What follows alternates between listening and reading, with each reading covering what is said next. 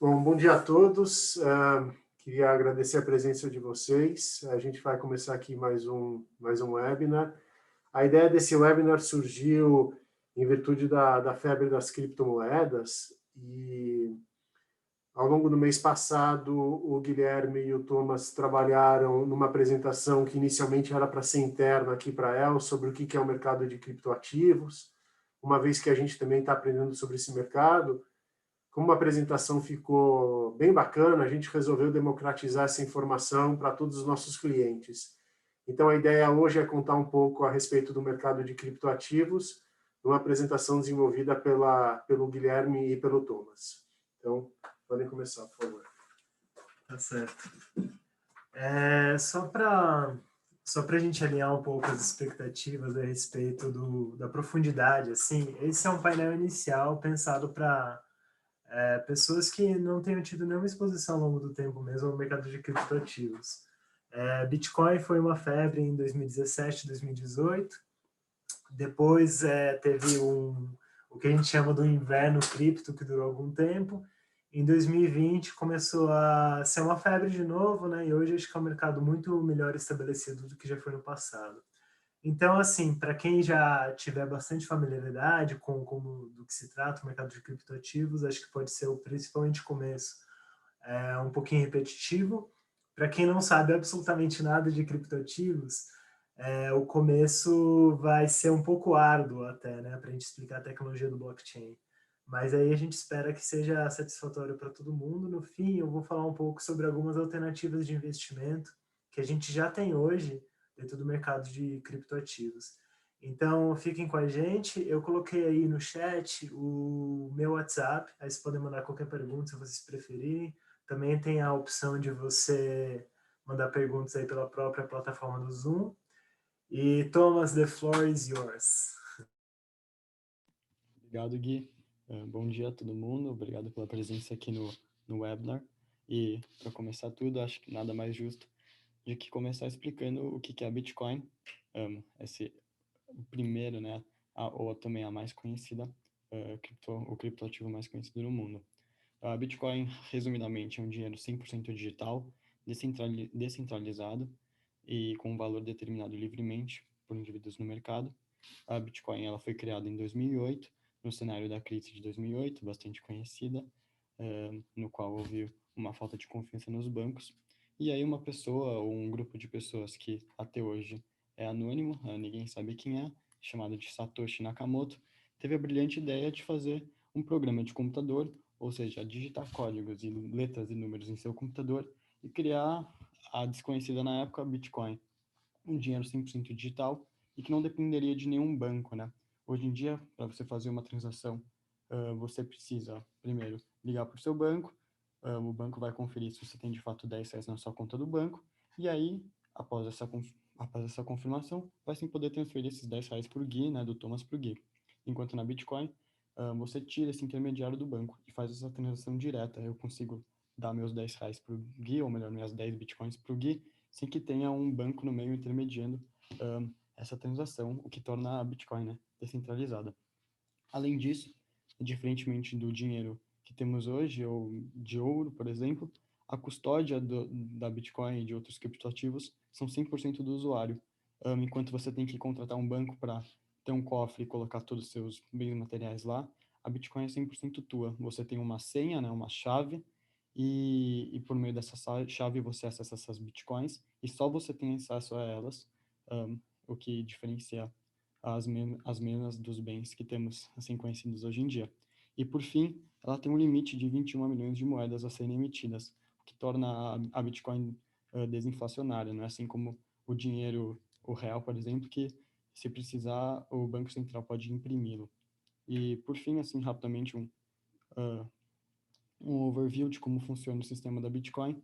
Você tem os compradores, que são pessoas que vão fazer a compra e venda e transacionar a moeda, enquanto você tem os validadores, que são pessoas que vão fazer o papel desse banco, diferentemente de hoje em dia que você tem essas instituições, né, os bancos que fazem essa validação, você vai ter indivíduos na net, como eu ou o Gui, que podem individualmente fazer a validação dessa transação.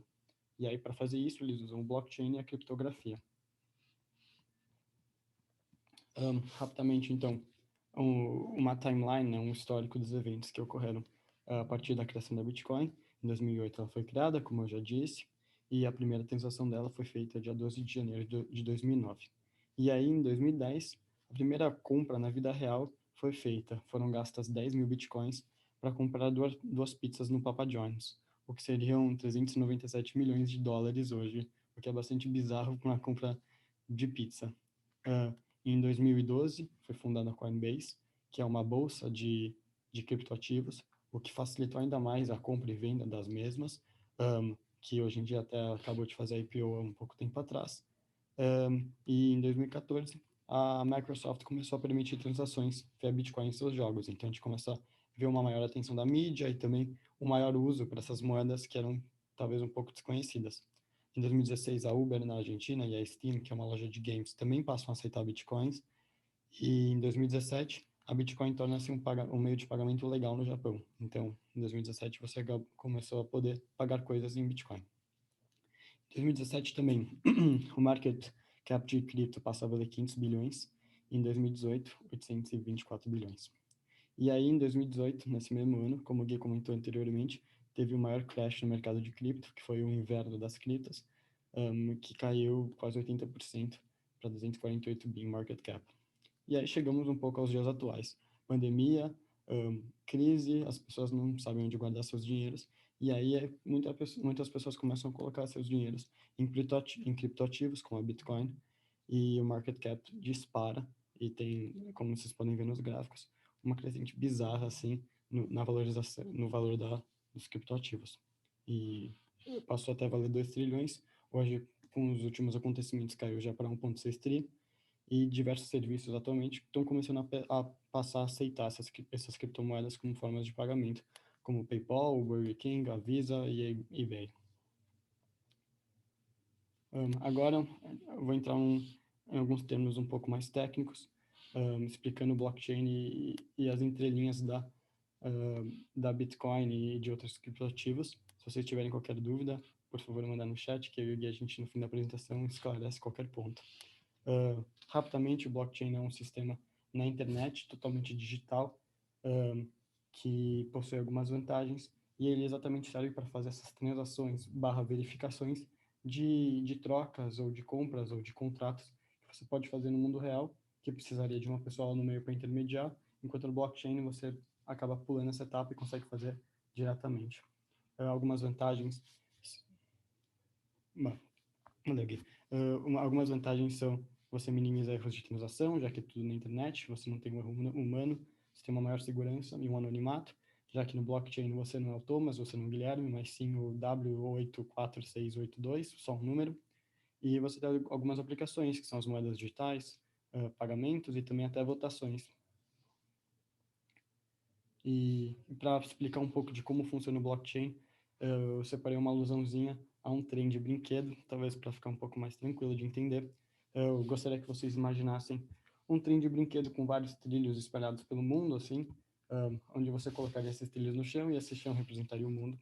E aí, nesses trilhos, você vai ter vagõezinhos com materiais específicos. Então, você teria um vagão com 8 bananas, 10 maçãs, outro vagão com carne, outro vagão com bolas de futebol. E aí, você precisa de pessoas para verificar que esse vagão ele vai ir sei lá, da Europa até o Brasil, né, por esses caminhos de trens.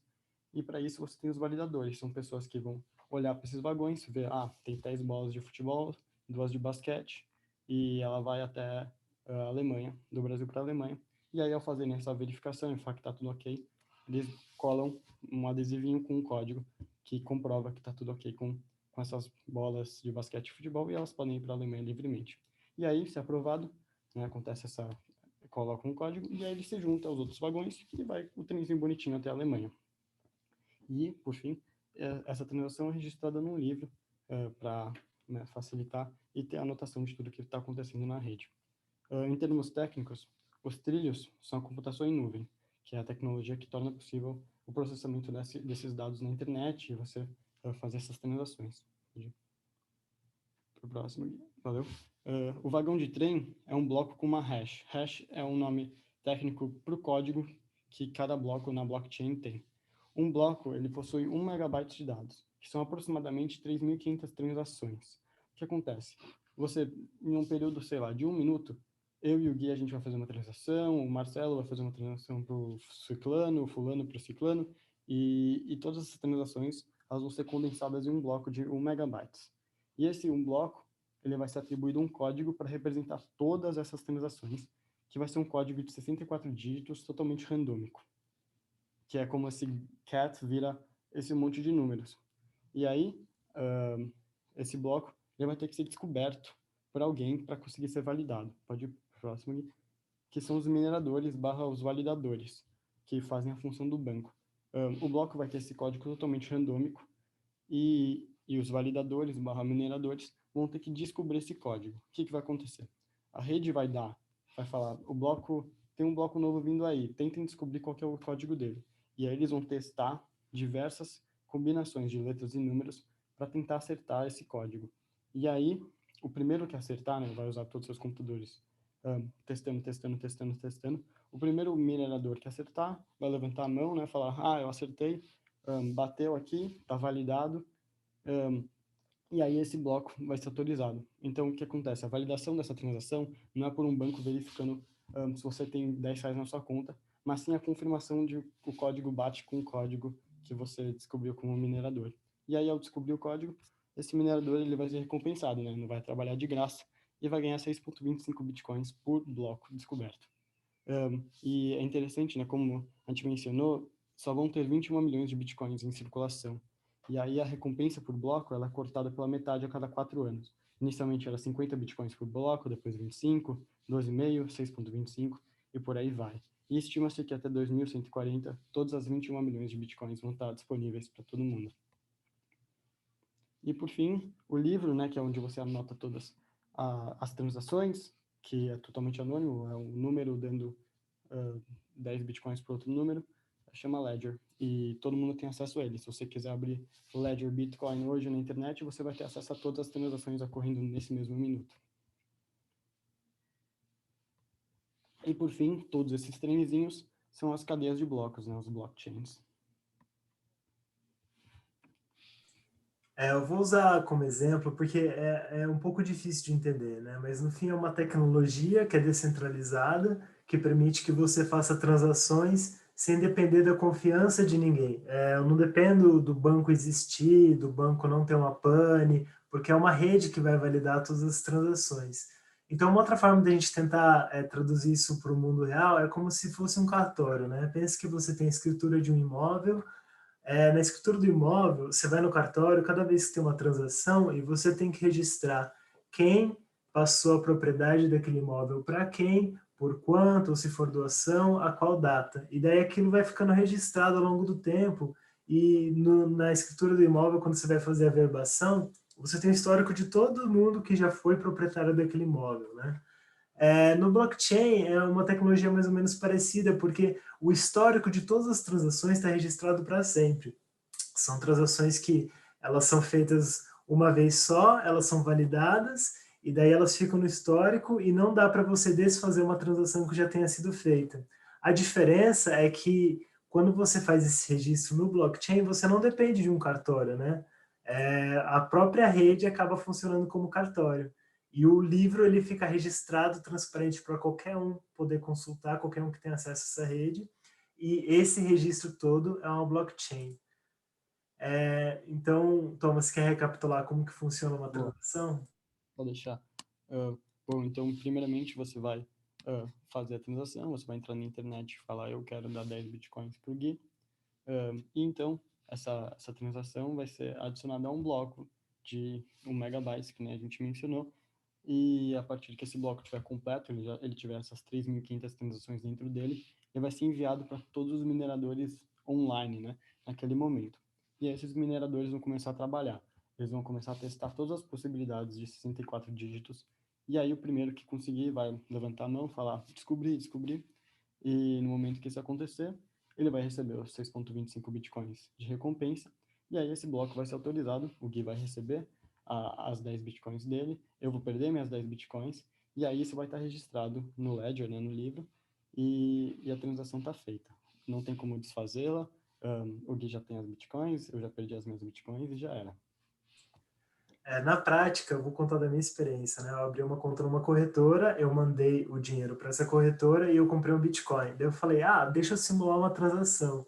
E daí eu criei uma outra carteira minha na rede, assim, completamente descentralizada e pedi para mandar da minha carteira da corretora para essa carteira minha, que só eu teria a chave.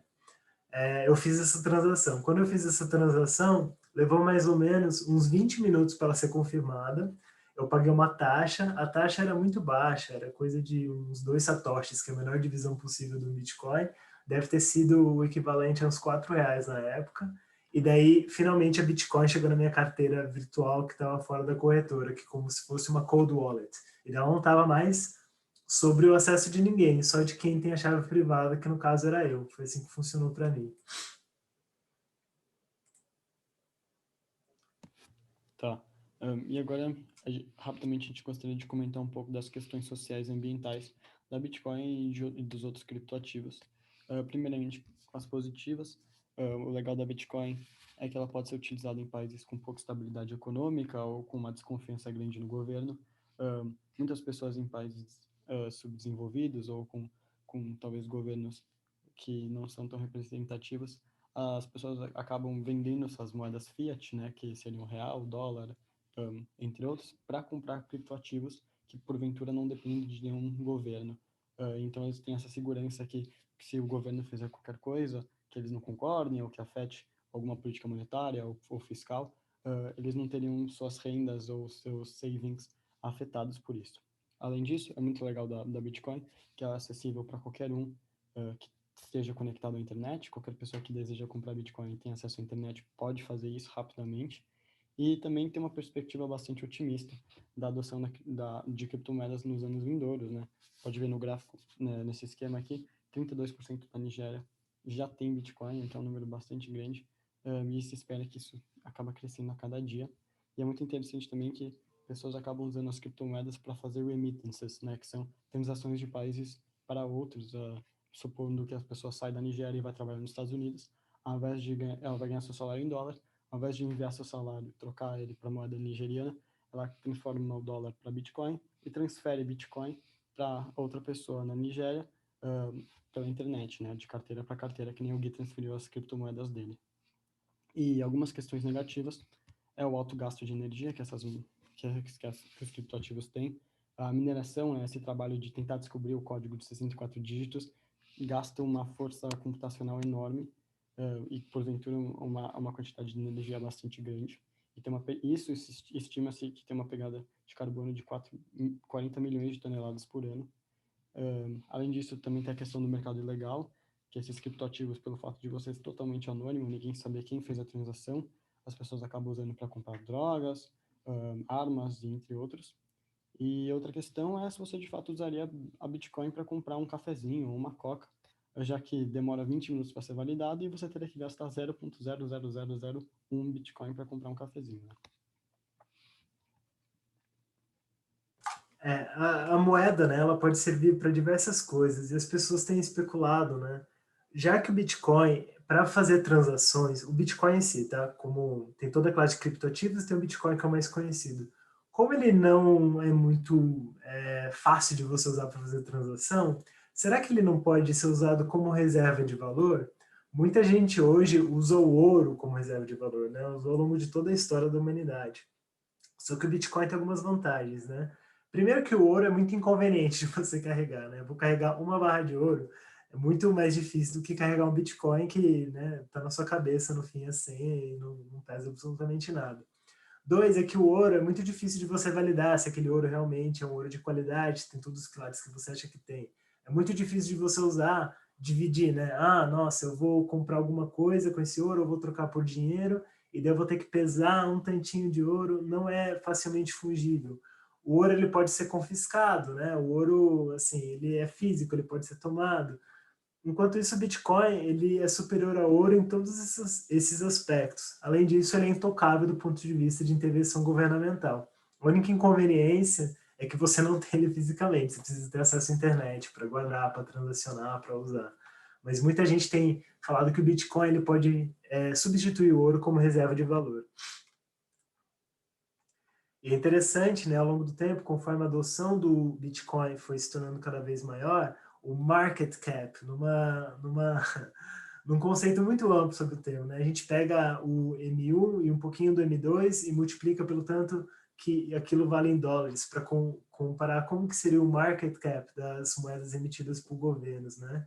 E aí você pode ver nesse gráfico o market cap dessas moedas. Esse gráfico é recente, eu acho que é de 15 de março desse ano. Então, o market cap do euro seria um pouquinho acima de 1,5 tri. E o market cap do Bitcoin, agora, eu acho que, na verdade, está uns 780 bilhões de dólares, mas nessa época ele já estava acima de 1 tri, ele tinha acabado de bater o ien japonês. E ele bateu o real no comecinho de 2020. Então, é interessante de ver como o Bitcoin foi sendo adotado cada vez mais. E se você for comparar, e essa é uma das teses bullish para você comprar Bitcoin específico hoje, o market cap do ouro, todo o ouro que tem hoje minerado, né, multiplicado pelo valor da onça, é de mais ou menos 11 trilhões de dólares, estima-se. Então tem gente que fala, se o Bitcoin eventualmente for substituir o ouro como reserva de valor, dos 780, 800 bilhões de dólares que ele vale hoje, ele poderia multiplicar por muitas vezes para atingir o market cap do ouro. E é interessante que eu acho que o mercado ele tem começado a ver o Bitcoin como uma alternativa ao ouro. Na última reunião do FOMC, né, que é o Banco Central dos Estados Unidos, quando eles fizeram anúncio, foi um anúncio que foi visto como um pouco dovish, o ouro e o Bitcoin acabaram tendo um comportamento muito parecido. No momento que teve anúncio, aí, às 14h01, os dois começaram a subir bastante. Então, assim, as pessoas elas estão investindo em cripto, por quê, né? Assim, o que é investir em cripto? E depois a gente vai falar um pouco das alternativas. É porque você está apostando no futuro, que o blockchain, como essa tecnologia na qual você não dependa de ninguém para validar as coisas, é o que eles chamam de trust machine, uma máquina que é completamente independente de uma pessoa humana, mas que ela consegue validar as transações. Conforme o blockchain for tendo seus casos de uso disseminados pela economia, você vai querer estar exposto a essa tecnologia. Tem um valor de diversificação, que eu vou entrar no próximo slide, tem perspectiva de ganho de capital. É um mercado que ele é bastante líquido hoje e ele é aberto 24/7. Então, o Wesley Day, por exemplo, aconteceu quando o mercado estava fechado. O mercado de cripto está 24/7 aberto. Conforme ele vai se tornando mais institucionalizado, né, o Thomas falou no começo de algumas grandes empresas que começaram a utilizar, a gente viu a MicroStrategy, a Tesla colocarem dentro dos seus próprios balanços, conforme ele for sendo adotado, for sendo institucionalizado, acho que ele pode acabar ganhando valor e ele vai se tornar menos volátil conforme ele for mais útil, né, for sendo mais utilizado. E aqui é só uma tabela que a gente fez mostrando a correlação do Bitcoin e do Ethereum, que são os dois principais criptoativos, com outras classes de ativos importantes. E você vê que entre eles têm uma correlação relativamente alta, né, de 0,76, com os outros mercados é tudo muito baixo. Com o S&P tem uma correlação de 0,18, com o IBOV de 0,16, com o ouro tem uma correlação mínima e com os outros ativos também, né? Petróleo, a Libra, o Yen, o euro, a Treasury de 10 anos. Então, você colocar ele no seu portfólio pode fazer sentido apenas numa perspectiva de diversificação, né? Porque ele vai reduzir bastante a variância do seu portfólio. E aqui é o market cap dele ao longo dos anos, né? A gente pode ver aquele picozinho em 2018, que depois ele levou muitos anos digerindo esse bear market e depois ele voltou a valorizar bastante na pandemia. E aqui a gente separa algumas manchetes de empresas adotando os criptoativos como meios de pagamento ou até de reserva. Alguns exemplos são o PayPal, que hoje você pode, ao invés de gastar dólar, você pode também gastar Bitcoin para fazer pagamentos. Outro exemplo é do cartão Alter, né, que é um cartão de crédito da Visa com Alter, que tem cashback em Bitcoin, então você pode gastar reais para comprar um tênis, mas ganhar Bitcoins em troca. Então é outra maneira de você ter Bitcoin, além só de você comprar. E também tem o exemplo do Burger King na Venezuela, que você também pode comprar hambúrgueres com Bitcoin ou outras criptomoedas. E aqui do valor total de capitalização de mercado, né, como que está mais ou menos hoje, né? Esse gráfico aí do dia 12 de maio, e daí a gente pode ver que o Bitcoin está representando 42% do total, seguido pelo Ethereum, seguido pela Binance Coin, que é a moeda de uma das bolsas que chama Binance, e depois Dogecoin, que é uma moeda que é uma piada, que foi propagada pelo Elon Musk e acabou se tornando uma grande bolha especulativa e chegou a valer mais do que a Petrobras, por exemplo, em market cap. E aqui são umas classificações. As moedas, elas têm vários usos, como a gente disse, né? O Bitcoin pode servir como moeda, a Binance Coin é uma moeda que você usa dentro do ambiente da bolsa Binance, que é uma bolsa de criptoativos, o Dogecoin é uma moeda, né? O Tether é uma stablecoin, que eu vou entrar mais, mas ele vale $1, ele serve para ter uma paridade em cripto. Tem alguns sistemas operacionais. Thomas, quer falar um pouquinho desses outros casos de uso? Beleza. Bom, além das moedas, né, que talvez é o mais óbvio, que as pessoas imediatamente pensam em criptoativos e pensam, comprar coisa com dinheiro digital, você tem outras utilizações para os criptoativos e para a tecnologia blockchain. Alguns exemplos é o Ethereum, né, que é um sistema operacional no qual você pode fazer contratos digitais. Então, ao invés de você ir ao cartório para registrar a compra de um imóvel, por exemplo, você consegue fazer esse registro pelo Ethereum, e não ter o cartório no meio para mediar, mas sim um sistema para fazer esse controle, né? Garantir que está tudo ok e selar o contrato. Além disso, também tem o Polkadot, EOS, que coincidentemente tem o mesmo nome da EOS. E esses são sistemas operacionais que rodam com blockchain. Além disso, você também tem os DApps, que são aplicativos descentralizados, que também estão no sistema blockchain. O principal exemplo aqui talvez é o Augur, que é o do canto inferior esquerdo, que é uma plataforma para fazer apostas no blockchain. Então, ao invés de você ir no Sporting Bet e apostar no jogo da Champions League que vai ter agora no sábado, e pagar uma taxa para o Sporting Bet fazer essa mediação e garantir que todo mundo vai receber ou perder o seu dinheiro se você acertar ou errar a aposta, você pode fazer isso pelo Augur, né, que é uma plataforma descentralizada e totalmente segura no blockchain e, além disso, anônima. Então, você não vai ser o Thomas apostando, mas sim um número qualquer fazendo essa aposta. E, por fim, você tem os DeFis, que são formas financeiras descentralizadas, né? O maior exemplo talvez é a Uniswap, que é uma plataforma que você pode fazer trocas de criptoativos rapidamente. Então, se eu tenho bitcoins, eu quero trocar todos os meus bitcoins para Dogecoins, eu não preciso ir numa exchange, vender meus bitcoins e depois comprar Dogecoins. Eu posso fazer isso pelo Uniswap e imediatamente trocar essas. E aí a Uniswap, por exemplo, tem um token que é o unicórniozinho, esse aí que dá para ver, que você, ao comprar esse token, você tem direito a participar de votações e sugerir mudanças na plataforma. Você não pode comprar nada com o token da Uniswap, mas sim ter essa participação no governo, né, nem é uma empresa, mas sim da rede Uniswap.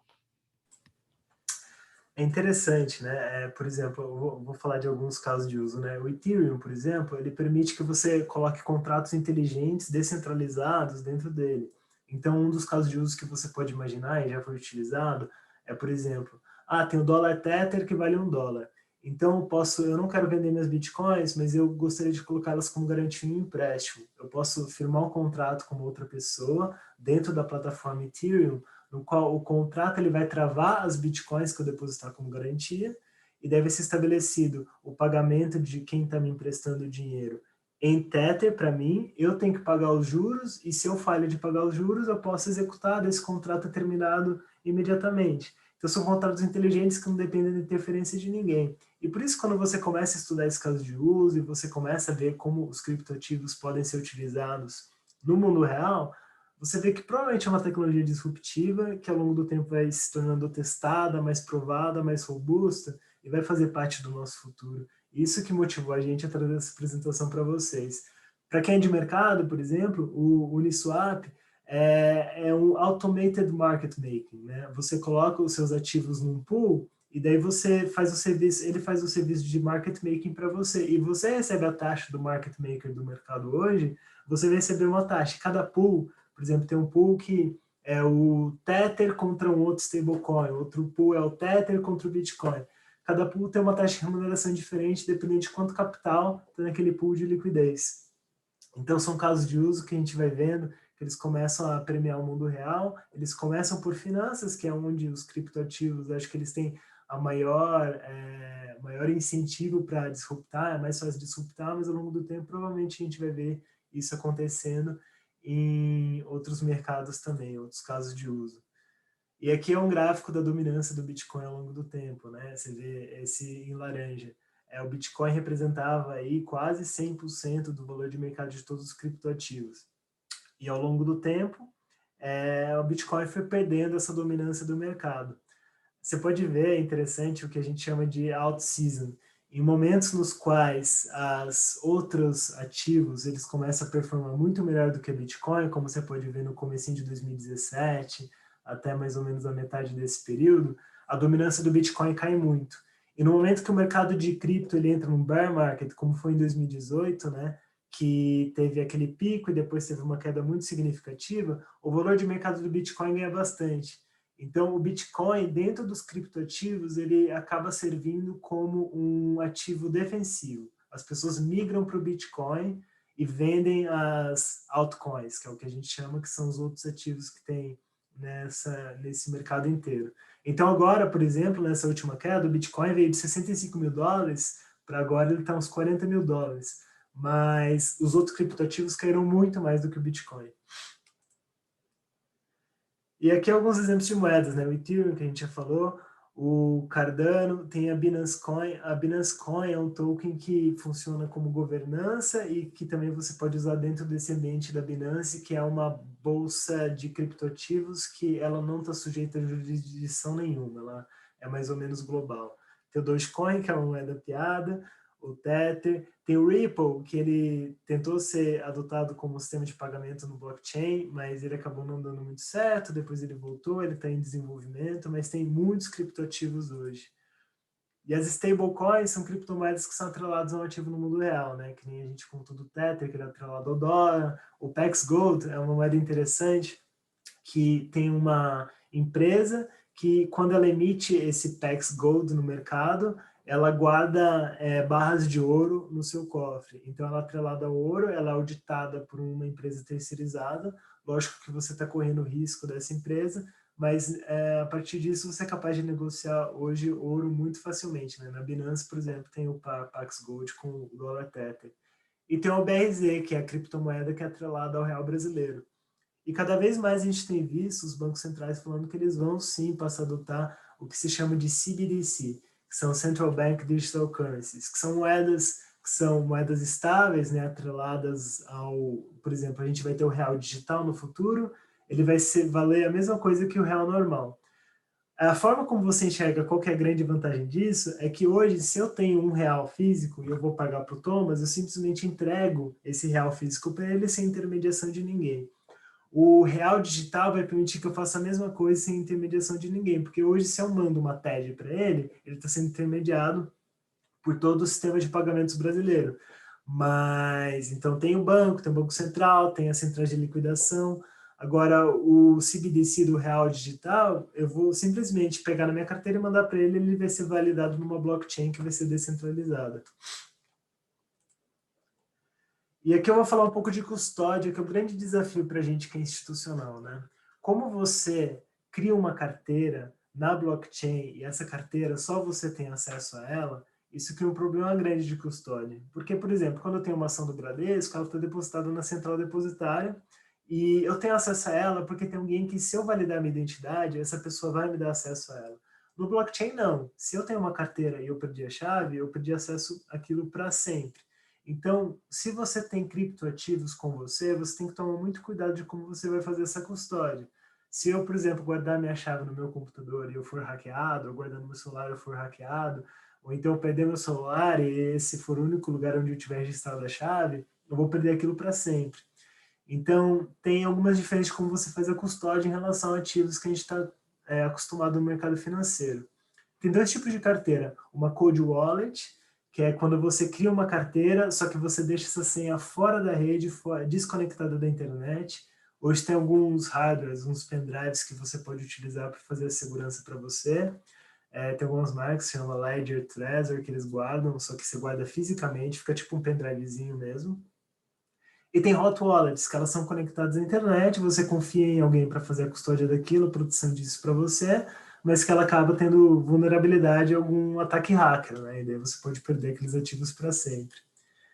E quando você fala de investimentos sendo um investidor institucional, por exemplo, eu sou um fundo, eu quero ter minhas criptos, como que eu posso ter? Você pode pagar um terceiro para fazer uma custódia terceirizada. A Coinbase, além de uma exchange, a Binance, além de uma exchange, ela também oferece serviços terceirizados de custódia. E normalmente funciona assim: eles recebem aquelas bitcoins de você e daí eles não te dão a chave vai ficar com eles, e daí eles guardam em servidores que são desconectados da internet. E daí eles espalham esses servidores em vários lugares do mundo, e eles têm um protocolo que envolve algum grupo de pessoas, para não depender de uma pessoa só, e nem se essa pessoa for um ator ruim, ela pode tirar sozinha esses ativos e pegar para ela, por exemplo.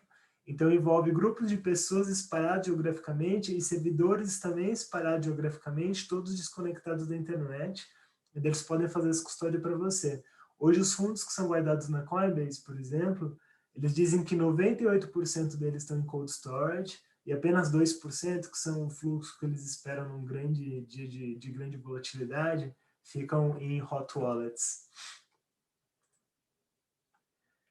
E aqui tem o histórico dos hacks. Você quer falar um pouquinho mais sobre isso, Thomas? Beleza. Bom, como é inevitável, essas exchanges, elas possuem uma grande quantidade de bitcoins e pessoas, né, atraem bastante gente para fazer ataques e, bom, se conseguir, ganhariam bastante dinheiro, que é o caso de algumas dessas que foram hackeadas. O principal hack foi da Mt. Gox, que é uma exchange japonesa, no qual 744 mil bitcoins foram roubadas e a empresa faliu depois disso, né, não tinha nem como ressarcir os usuários, muita gente ficou até frustrada e nem teve seus bitcoins de volta. E outros exemplos são a Altbit, ou a Coincheck, entre outros. Acho que todo dia deve ter gente trabalhando para conseguir atacar essas grandes exchanges. A Binance já foi hackeada uma vez, mas eu acho que perderam algo em torno de 6 milhões de dólares, o que, assim, no macro não é nada para a empresa, e a Coinbase nunca foi hackeada. Mas isso é um tema, assim, super atual, e essas exchanges trabalham todo dia para achar maneiras de tentar mitigar os impactos desses hacks. Vou continuar. Como a gente comentou, né, quando você abre uma carteira fria ou quente, né, quando você tem a custódia primária, que você tem a senha, ninguém vai cuidar das bitcoins para você. Se você esquecer por acaso essa senha ou guardar no pedaço de papel e sem querer jogar no lixo, não tem como recuperar suas bitcoins. Elas vão continuar existindo, mas você não vai ter acesso a elas, então seria como elas estivessem perdidas. Elas estão na rede, mas elas não conseguem ser usadas, ninguém pode comprar e nem vender essas bitcoins. E estima-se que 20% delas estão perdidas atualmente. E agora eu vou falar sobre algumas alternativas de investimento que a gente tem, né? Foi recentemente listado no B3, faz menos de um mês, o Hash 11. O Hash 11 é um ETF que ele busca replicar uma carteira passiva de criptoativos que ela está listada na Nasdaq. Você pode ver em Nasdaq Crypto Index. Ela fica lá fora mesmo.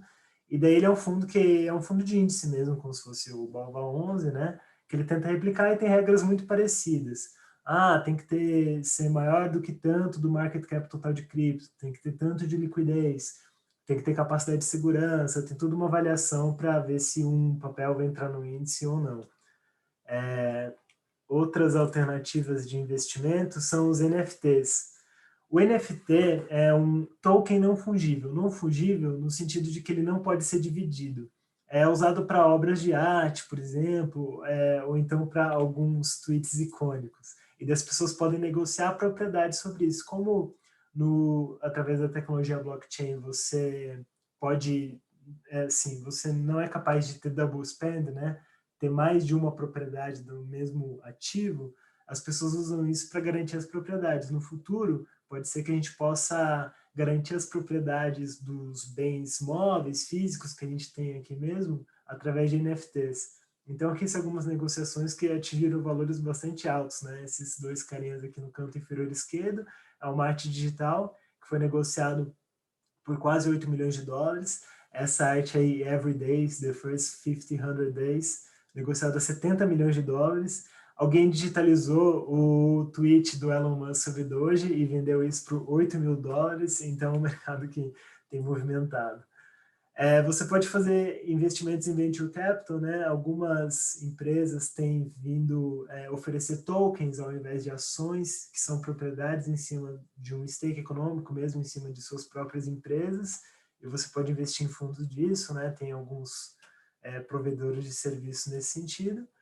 E você também pode ganhar dinheiro fazendo mineração, né? Também tem staking, tem várias formas de você fazer parte desse ecossistema e ser remunerado por isso. Recentemente também foi listado na Nasdaq a Coinbase, né, que é a maior bolsa de criptoativos do mundo. Ela é nativa dos Estados Unidos, mas ela está presente em mais de 100 países. Eles têm um grande trunfo, que eles podem dizer que eles nunca foram hackeados. Você pode imaginar que a segurança digital de uma bolsa de criptoativos, acho que é o ativo mais valioso que eles podem ter, né? Então, eles têm um histórico absolutamente inabalado de segurança. Eu acho que pode ser um modelo de negócio muito atraente, porque está exposto a esse mercado, mas você não está apostando numa moeda em si, porque eles negociam mais de 100 tipos diferentes de ativos dentro da bolsa deles.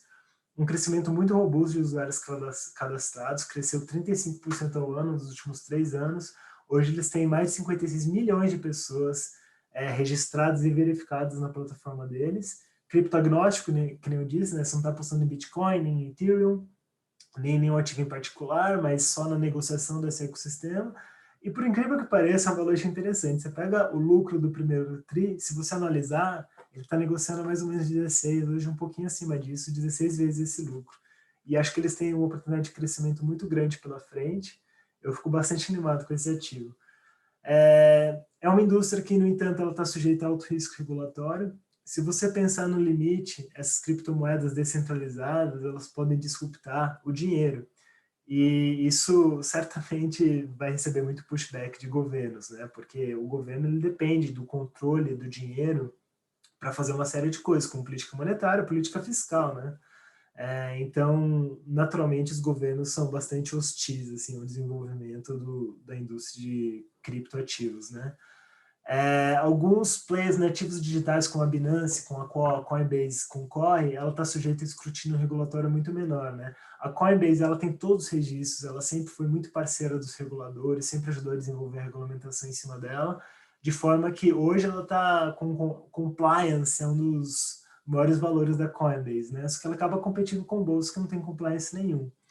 E ela ganha muito dinheiro em cima de um custo de transação que é bastante alto. Para você ter uma ideia, o custo de transação da Coinbase para um usuário e pessoa física chega a 1,4% em cima do volume negociado, que é muito alto, né? Se você for comparar com o que a gente paga no mercado tradicional e com o que os próprios institucionais pagam no Coinbase, que chega a 5 basis points. Então, provavelmente esse custo de transação vai cair ao longo do tempo, que vai prejudicar a receita dela, né? E acho que os maiores riscos para a Coinbase é a cibersegurança, hostilidade regulatória e competição, porque ela vai competir com players que vão ser menos regulados, com certeza. E além disso, a gente tem visto, por exemplo, a PayPal entrar nesse mercado, provavelmente alguns bancos vão entrar nesse mercado, então players analógicos muito bem digitalizados podem acabar competindo com ela e pode oferecer um risco. E aqui é a composição do Hash 11, que é um que você pode comprar hoje na B3, se você quiser. Ele tem aí mais de 3/4 do portfólio dele é Bitcoin, seguido por Ethereum, só que ele só tem 6 criptoativos, porque ele tem um filtro bastante grande. Ao longo do tempo, se esse mercado se desenvolver, é esperado que isso acabe sendo mais diversificado. Para quem for investir no Hash 11, acho que vale a pena você dar uma olhadinha no site deles para se informar melhor, e também porque o market making dele hoje ainda não é muito eficiente, de forma que o valor justo dos ativos subjacentes acaba sendo menor do que o valor que você paga em tela, porque tem uma demanda muito grande. Mas acho que esse spread tende a diminuir ao longo do tempo. Então, assim, o que a gente queria trazer para vocês aqui da apresentação é mais ou menos isso. A gente queria apresentar a blockchain, por que ela é revolucionária, por ela ser descentralizada. E eu acho que ao longo do tempo, conforme os institucionais forem adotando, ela pode ganhar valor e pode cair a volatilidade. E acho que de aspecto negativo é muito difícil de você fazer valuation de algumas coisas, né? Por exemplo, o protocolo Binance. assim, é difícil de você falar quanto que isso pode valer em dólares, né? Tem essa questão de vulnerabilidade a cyberattacks, tem a questão do ESG, né? A mineração é uma atividade que é intensiva em energia e pode muitas vezes vir de energia suja, então pode sofrer algum tipo de pushback. Os países, né, os reguladores, eles são hostis a criptos, então a gente pode ter problemas de banimento, né? Algum dia pode ser que algum político, acho que hoje está muito grande para isso, né? Mas algum país pode simplesmente banir, proibir os cidadãos de serem holders de Bitcoin ou de outros criptoativos. E a volatilidade é muito alta, né? Um ativo que cai 30% no dia não é um ativo que a gente está acostumado aqui do lado institucional. Então, aqui, uns gráficos do desempenho das moedas, né? Você pode ver. Binance eu lembro que na virada do ano passado valia algo como 20, 30 dólares e chegou a valer quase 700 dólares e agora já está, tipo, uns 350, chegou a menos de 200 dólares. Então, todo mundo sofreu uma correção muito grande esse ano. E foi provocada provavelmente por um pump and dump promovido aí pelo Elon Musk, por uma questão da China banir algumas transações com criptoativos, eles aumentaram a regulação, mas ao longo do tempo, os mínimos que a Bitcoin atingiu em cada um dos anos calendário foram cada vez maiores. Então, o mínimo de 2017 foi 780 dólares, ela nunca mais voltou para lá. Ela revisitou mínimas em 3.200 em 2018, 4 mil dólares em 2020, a mínima desse ano foi quase 29 mil dólares.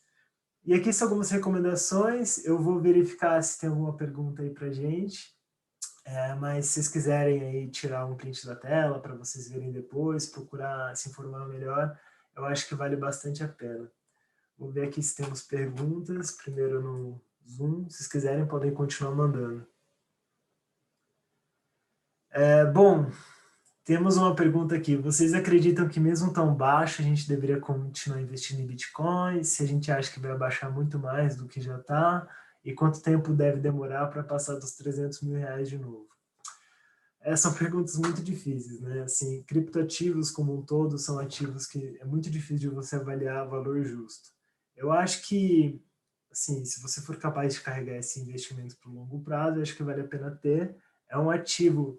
Se você acha que o Bitcoin não vai deixar de existir, e acho que ele já passou de uma fase de questionamento a respeito disso, você tem no fim do dia uma moeda que ela é um protocolo que é desinflacionário, porque tem todos esses 20% de moedas que foram perdidas ao longo do tempo, tem um supply limitado e um supply que vai caindo ao longo do tempo, e eu acho que por ser a primeira, é a mais adotada, a mais conhecida. Eu não acho que ela vai perder valor ao longo do tempo. Então, assim, não dá para dizer, assim, seria muito irresponsável a gente falar assim, nossa, acho que abaixo no preço atual, acho que não vai cair mais. Não dá para dizer isso, mas eu acho que vale a pena ter um pezinho na carteira sim.